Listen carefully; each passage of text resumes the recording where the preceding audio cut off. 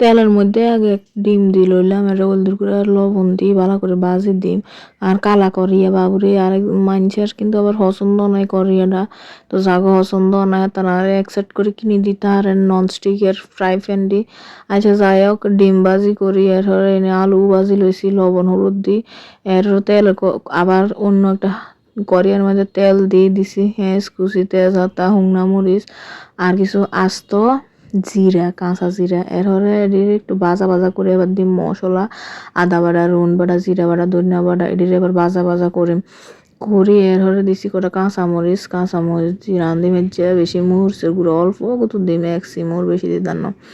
এরপরে এটির ভাজা ভাজা করে লইছি লবণ গুঁড়া না, লবণ তো এনে গুঁড়ো। আচ্ছা যাই হোক, মিস্টেক হয়ে গেছে, ভুল ত্রুটি ক্ষমা দৃষ্টিতে দেখবেন আর কি।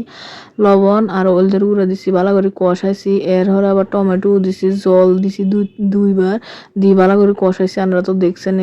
এরপরে আলুটাও দিছি, এটা কিন্তু ভাজা আলু। এরপরে আরো ভালো করে কষাইছি যেন মশলার ভিতরে ঢুকে।